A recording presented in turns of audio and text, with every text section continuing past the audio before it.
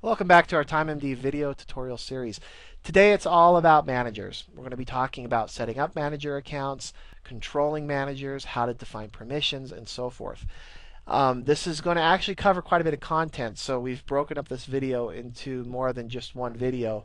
So feel free to find the others in this series so that you can complete the training for managers. Now, to get started, we're going to talk a little bit about what exactly is the difference between managers and manager groups. Because in order to set up a manager, you actually have to use both. Now, a manager, as the name implies, is basically a person or personnel.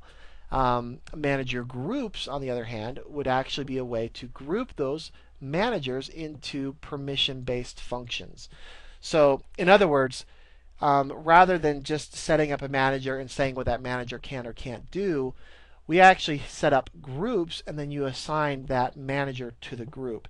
Now, the nice thing about that is that if you have multiple managers who have similar permission sets, then you would be able to associate those all to the same group and not worry about managing permissions on an individual level.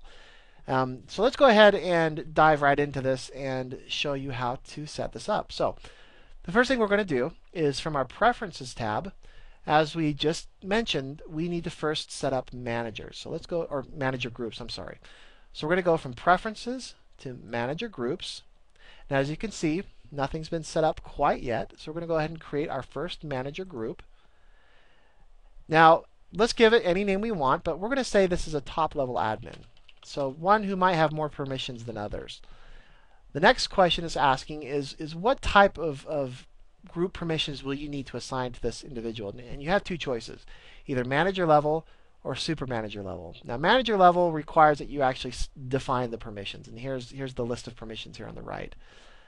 Super manager level simply says, hey, you're giving this person access to the full system. There's nothing that will distinguish them from anyone else as far as accessibility. They have access to everything. So obviously you'd want to be very careful who you set up as a super manager level admin. Typically, set them up as a manager level and then define the permissions. So we're going to do that now. Manager level, and we're going to say this person can do manage personnel data, manage shifts, manage day off accrual or manage day off requests. They do some manage time tracking entries, and let's say they can run all reports and export payroll.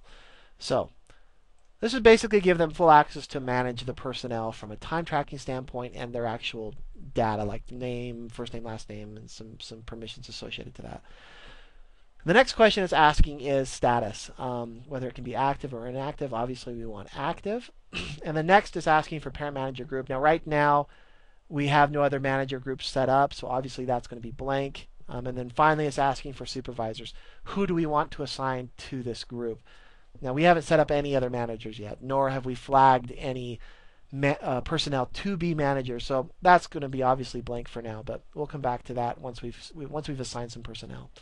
So we're good to go. Let's go ahead and click Submit Form. And we're taken back to our overview screen. As you can see, here's our entry, our top-level admin. And what we can do next is we can say, okay, let's either create another group or we can assign a subgroup to this entry we just made. So if we want to do that, let's go create new manager group. Let's say this is a second level admin. Now, obviously, you can name these whatever you'd like. Manager level. We want to not give the same types of permissions. We're going to start restricting the permissions we're trying to give. Let's say just time tracking entries and some time tracker reports. Make active and make this part of the top level admin group and click Submit Form. Now, as you can see, we're building a hierarchy here. Now, we're going to go ahead and stop the video at this point and proceed to the next video where we actually start talking about associating managers to groups, how to control the hierarchies, how to override permissions, and so forth. So we hope to see you then. As always, if you have any questions, you can email us at support@timemd.com, and we'll see you at the next video.